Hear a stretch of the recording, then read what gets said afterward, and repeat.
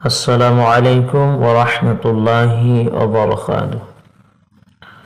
الحمد لله وحده والصلاة والسلام على من لا نبي بعده.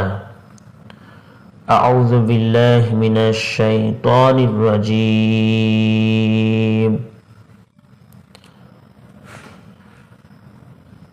بسم الله الرحمن الرحيم.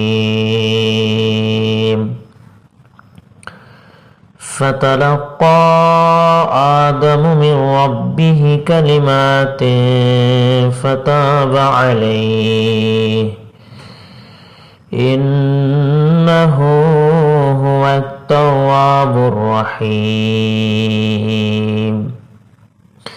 সূরা আল বাকারা আয়াত 37। এই আয়াতটা সামনে রেখে সুন্দর করে তাফসীর করার চেষ্টা করব ইনশাআল্লাহ। বিষয়, ভুলের পর তওবা করলে আল্লাহ মাফ করে দেন। এক, আল্লাহ সুবহানাহু ওয়া তাআলা বললেন, ফাতালাক্কা আদামু মির রাব্বিহি কালিমাতিন ফাতাবা আলাইহি ইন্নাহু হুয়াত তাওয়াবুর রহিম। তারপর আদম আলাইহিস সালাতু সাল্লাম তার রবের কাছ থেকে কয়েকটা কথা শিখে নিলেন। এরপর আল্লাহ তার তওবা কবুল করে নিলেন। নিশ্চয়ই আল্লাহ তওবা কবুলকারী, অতি দয়ালু। সূরা আল বাকারা আয়াত 37। 2, আয়াতের সহজ ব্যাখ্যা। 3টি মূল পয়েন্ট। পয়েন্ট 1, ফাতালাক্কা আদামু মির রাব্বিহি কালিমাত। আল্লাহ নিজেই তওবার দোয়া শিখালেন। আদম আলাইহিস সালাতু সাল্লাম যখন জান্নাত থেকে দুনিয়ায় আসলেন তখন খুব কষ্টে ছিলেন, লজ্জিত ছিলেন। তখন আল্লাহ নিজে দোয়া করে তাকে কয়েকটা বাক্য শিখিয়ে দিলেন। কি সেই বাক্য? রব্বানা যালামনা আনফুসানা ওয়া ইল্লাম তাগফির লানা ওয়া তারহামনা লানাকুনান্না মিনাল খাসিরিন। হে আমাদের রব, আমরা নিজেদের ওপর জুলুম করেছি। আপনি যদি আমাদের ক্ষমা না করেন এবং দয়া না করেন তাহলে আমরা ক্ষতিগ্রস্ত হয়ে যাব। এই দোয়া করেছিলেন আদম আলাইহিস সালাতু সালাম এবং তার স্ত্রী হাওয়া আলাইহিস সালাতু সালাম।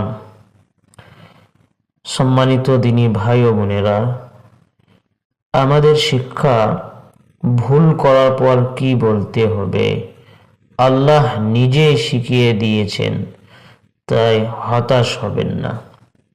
পয়েন্ট 2, ফাতাবা আলাইহি।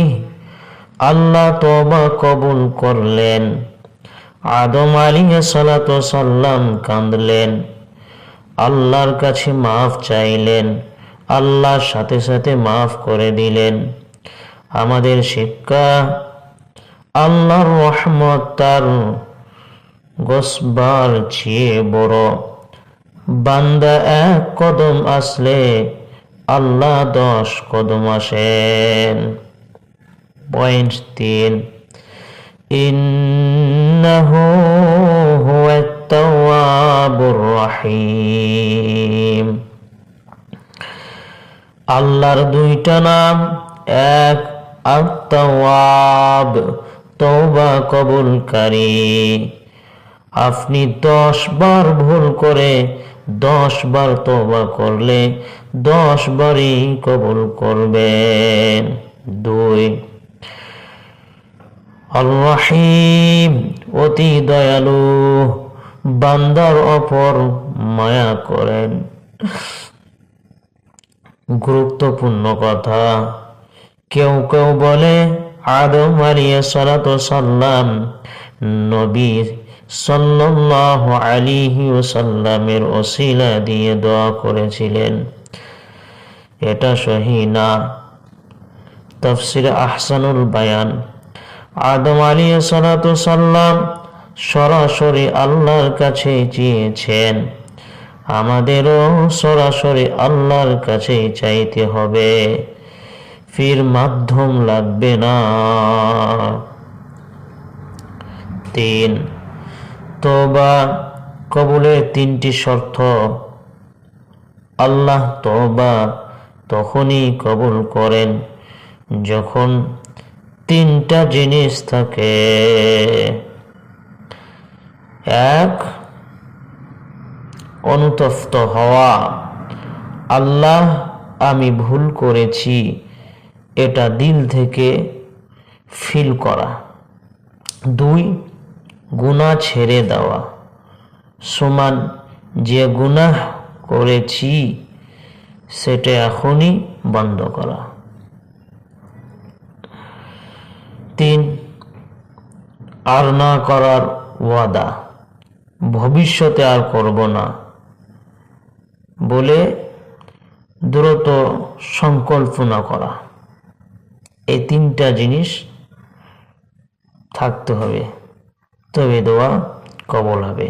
আবারও বলছি, আল্লাহ তওবা তখনই কবুল করেন যখন 3টা জিনিস থাকে।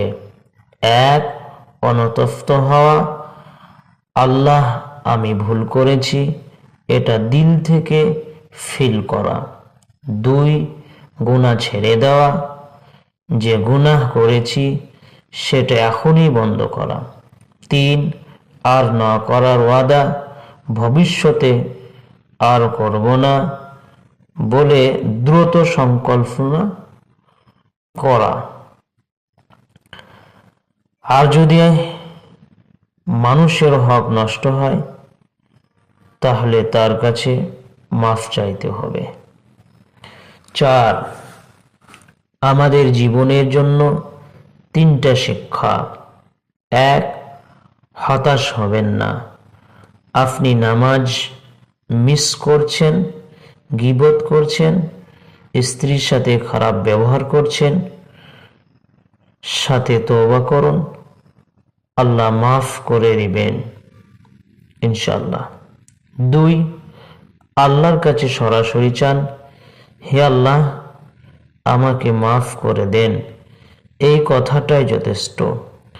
মাঝে কোনো মাধ্যম লাগবে না, পীর লাগবে না, ফকির লাগবে না, মূর্তি লাগবে না, গাছ লাগবে না, কিছুই লাগবে না, সরাসরি আল্লাহকেই বলবেন।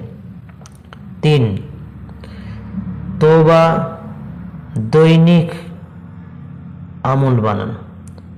তওবা প্রত্যেক দিনের আমল বানাবেন। নবী সাল্লাল্লাহু আলাইহি ওয়াসাল্লাম যিনি নিষ্পাপ, তিনিও দিনে 10 বার ইস্তিগফার করতেন। সহিহ মুসলিম 2702 নম্বর হাদিস। আমরা কেন করব না? অবশ্যই করতে হবে, করা লাগবে।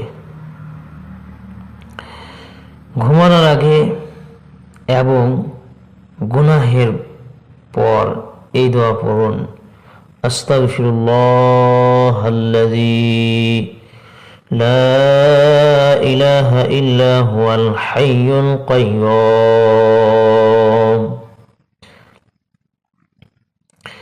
আমি আল্লাহর কাছে ক্ষমা চাই, তিনি ছাড়া কোনো ইলাহ নেই, তিনি চিরঞ্জীব, চিরস্থায়ী, এবং আমি তার কাছে তওবা করি। সুবহানাল্লাহ, সুবহানাল্লাহ, কত সুন্দর এই দোয়াটির অর্থ। 6, সারসংক্ষেপ। প্রিয় ভাই ও বোনেরা, এই আয়াত আমাদেরকে জান্নাতের দরজা খুলে দেয়। রাস্তা 1, ভুল করব প্লাস অহংকার করব সমান ইবলিশের মতো ধ্বংস হব। রাস্তা 2, ভুল করব প্লাস তওবা করব সমান আদম আলাইহিস সালাতু সালামের মতো ক্ষমা। আসুন আজকে আল্লাহর কাছে ফিরে আসি। তিনি ডাকছেন, হে আমার বান্দারা, তোমরা তওবা করো। আল্লাহ সুবহানাহু ওয়া তাআলা ডাকছে বান্দাদেরকে, কত ভালোবাসে আল্লাহ। সুবহানাল্লাহ, সুবহানাল্লাহ।